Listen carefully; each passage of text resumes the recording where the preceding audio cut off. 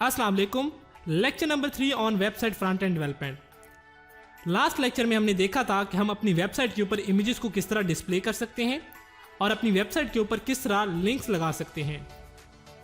आज के लेक्चर में हम अपनी वेबसाइट के ऊपर टेबुलर फॉर्म में डेटा डिस्प्ले करना सीखेंगे। अगर आप इस वेबसाइट को देखें तो ये प्रोग्रामिंग लैंग्वेजेस की रैंकिंग की एक वेबसाइट है जिसमें हमारे पास डेटा टेबुलर फॉर्म में डिस्प्ले हो रहा है। अगर हम इस वेबसाइट को देखें तो ये क्रिप्टो करेंसी की एक वेबसाइट है जिसमें भी डेटा टेबुलर फॉर्म में शो हो रहा है। तो टेबुलर फॉर्म में डेटा शो करने के लिए भी हमारे पास HTML के अंदर टैग्स होते हैं। टैग की मदद से हम अपनी वेबसाइट के ऊपर डेटा टेबुलर फॉर्म में शो कर सकते हैं।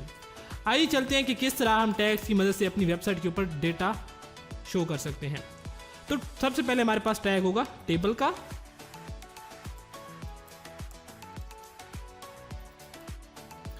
टेबल के मेजर दो पार्ट्स होते हैं। पहला पार्ट टेबल हेड,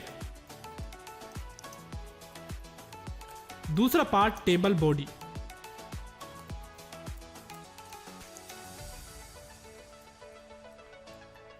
अब देखते हैं कि हेड पार्ट में हम क्या लिखते हैं और बॉडी पार्ट में हम क्या लिखते हैं। अगर हम इस टेबल को देखें तो ये वाला जो पार्ट आपको टॉप पे नजर आ रहा है इसको हम बोलते हैं टेबल हेड, और बाकी जो डेटा आपको नीचे नजर आ रहा है इसको हम बोलते हैं टेबल बॉडी। तो देखते हैं कि इस तरह का डेटा हम कैसे अपने टेबल के अंदर शो कर सकते हैं। अब हेड के अंदर सबसे पहले जो चीज हम क्रिएट करते हैं TR, टेबल रो, यानी हम रो क्रिएट करेंगे तो उस रो के अंदर हम क्या ऐड करेंगे, कॉलम्स। अब यहां पे हम TH का टैग लगाते हैं और यहां पे इसको क्लोज करते हैं और इसके दरमियान हम लिखते हैं अपना डाटा। ठीक है, जैसे कि मैं यहां पे लिखता हूं नेम, इसको मैं कॉपी पेस्ट करता हूं, यहां पे मैं लिखता हूं रोल नंबर और यहां पे मैं लिखता हूं एज। कंट्रोल S करता हूं और अपनी वेबसाइट को रिफ्रेश करता हूं तो यहां देखिए नेम, रोल नंबर, एज यहां पे डिस्प्ले हो रहे हैं। लेकिन यहां पे इस तरह नहीं लग रहा कि ये एक टेबल है। तो टेबल को अगर हम बॉर्डर दे दें, इसका एक एट्रीब्यूट होता है बॉर्डर।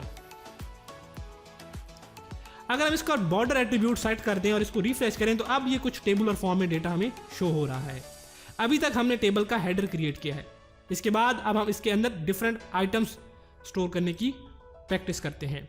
अब टेबल के अंदर डेटा पॉपुलेट करने के लिए, जैसे कि ये हमारे पास डेटा है, इसको पॉपुलेट करने के लिए हमारे पास कौन सा पोर्शन होता है, यूज T-बॉडी। T-बॉडी के अंदर हम क्रिएट करते हैं टेबल रोज, और जितनी भी रोज क्रिएट करना चाहें हम रोज क्रिएट कर सकते हैं। और हर रो के अंदर जितने हमारे ये कॉलम्स थे उतनी TD ऐड करते हैं। जैसे कि फॉर एग्जांपल मैं कहता हूं अली TD क्लोज, और इसको मैं कॉपी पेस्ट करता हूं और उसका रोल नंबर हम सेट करते हैं 1 एंड उसकी एज सेट करते हैं 25। तो ये एक स्टूडेंट के हमारे पास रिकॉर्ड हमने पॉपुलेट कर दी। इसको रिफ्रेश करता हूं तो यहाँ पे आप देखिए रिकॉर्ड पॉपुलेट हो गए। अब मैं इसकी कॉपीज बनाता हूँ। कंट्रोल C, थोड़ी सी स्पेस दी, कंट्रोल V, और यहाँ पे मैंने डेटा चेंज करता हूँ। यहाँ पे हम लिखते हैं उसामा, रोल नंबर 2, और इसकी एज लिखते हैं 56 ईयर्स। अब इस तरह जितना भी डेटा हो आप उनको TR और TD की कॉम्बिनेशन की मदद से आप यहाँ पे ऐड कर सकते हैं।